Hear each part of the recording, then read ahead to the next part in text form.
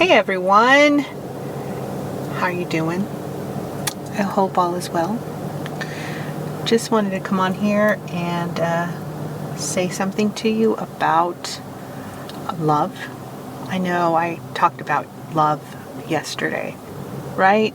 Love, a complete love for self, so that we can be available to offer complete love to somebody else. But not only that, to have the expectation that that's what we deserve in return. I think a lot of times in our society, we're taught to put ourselves last. I'm thinking in particular of women, okay? If you have followed along for any amount of time, you may have noticed that I am primarily addressing feminine energy, right? When I have these conversations, I say it all the time, dude, it's like I'm addressing a younger version of me, right? And so it is natural for me to want to have that be my audience. That does not mean that I don't believe that men can also find themselves in this kind of situation, because it happens every fucking day. Okay, but it is my pleasure. It's my joy to address women. And so that's what I will continue to do. But if it is applicable to you, whatever your gender, dude, and you find use in it, hooray. Seriously, hurrah. To me, that's great. Really, it's great. Anyway, I think as women, we are taught to put our own needs last. It is correct that every other person should be considered first before we consider ourselves. So if we are married, then we should consider our spouse before we consider ourselves, right? If we have children, then we should consider our children before we consider ourselves. If we have parents, then we should honor them before we honor ourselves. That kind of energy. But often what winds up happening is that we run out of steam. It does not happen right away, or at least it didn't happen for me, dude. It was many, many years of me running just out of my own sheer determination, my own sheer will. At some point though, my body just said, we can't keep doing this. Enough. Right? And so is this me wishing that for anybody? No, dude, I'm just sharing my experience, okay? Eventually, I wore myself out. It was me burning the wick at both ends. But eventually, my body said, hey, you need to pay attention to us. We matter too. Okay, and I had to slow down. And I talk about the lost years, right? That time period when I was like really sad and depressed and anxious and all of that. But that was an important moment for many reasons. And one of them was just slowing the fuck down and listening to my own self, my own needs. Okay? And that's how I was able to have the strength and courage to see a therapist in the first place. That situation, I was sort of at a place where I was like, this is like a last ditch effort. I didn't ever see myself talking to a therapist, but I'm going to do it. Does not matter what people think about me. I don't give a fuck. Like, this is me really just giving it a last ditch effort. I'm going to try. And seeing a therapist, it really did change my life. It wasn't, the first one didn't change my life. The second one didn't change my life. The third one did, though. Doing that was essentially, like, I want to call it a first step, but there are like millions of micro steps that come before that are just not in my awareness all the time. You see what I'm saying? But the point is, that was a milestone. And it led me down a path where I could really pay attention to myself, like gave myself permission to pay attention to myself and what do I actually want? What do I actually feel? Not on the surface. You know what I mean? The answers that we have at the ready in case somebody asks, hey, how are you doing? Good to see ya.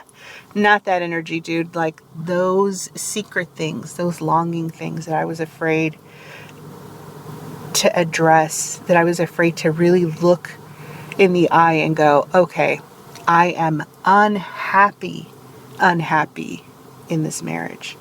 Like I've known I've been unhappy, but it's been passable. Like there are good things about it. That kind of thing. This person is a longtime friend or whatever it is. You know what I mean? They're not a bad person or whatever kind of thing that I would say to myself that made it so that it was okay. I'm just going to keep moving on the path that I'm going because I've already invested so much time into it. I've invested so much energy into it.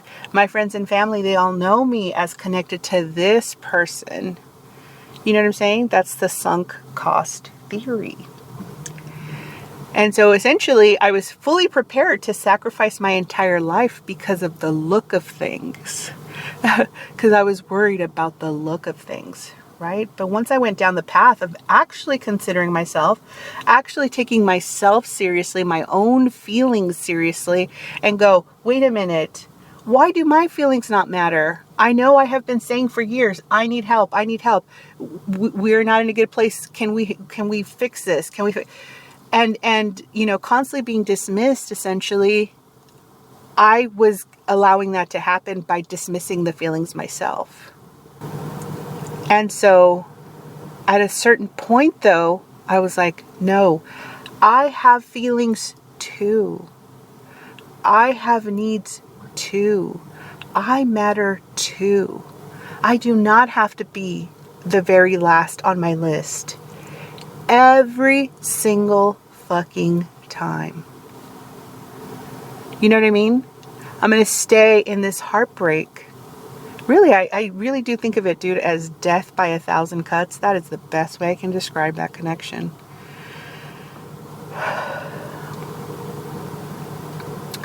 But should I live?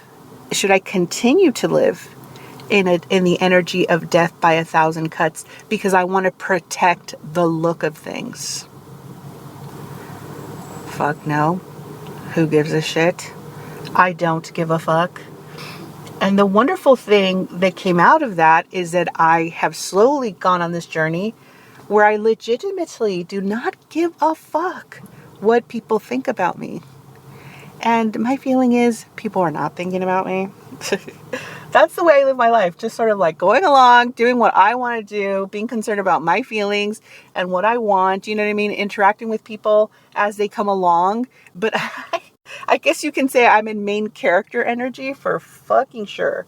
And I don't need to be anybody else's main character, just mine, because this is the life that I'm living. Okay.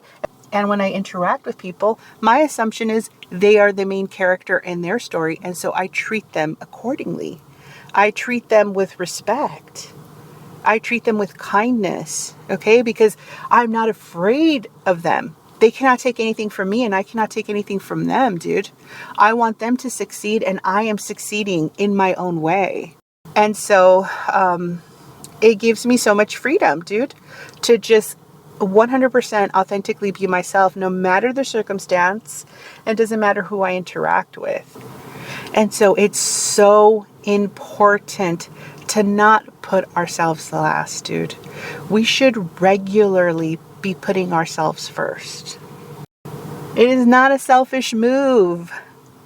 If you are fully taking care of yourself, then you are capable, dude. You have the bandwidth to be able to take care of the people around you. And so there's sort of the rub, though. If you're taking care of the people around you and they're not taking care of you, I'm not talking about children or like pets or something like that, but if you're in partnership with somebody and you are consistently taking care of other people, but they are consistently not taking care of you, that's sort of a dangerous point to be in.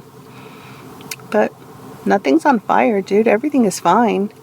It's just a matter of breathing through life's difficulties and asking yourself, dude, but go quiet and listen and go, what should I do about this?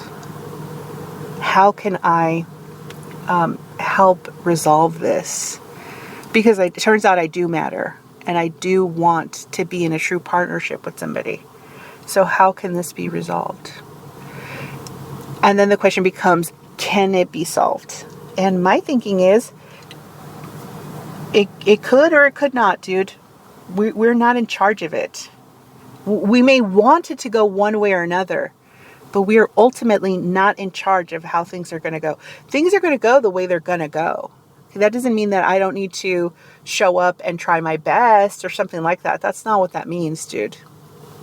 But I'm not in charge of how another person takes care of themselves or takes care of me. I'm not in charge of that.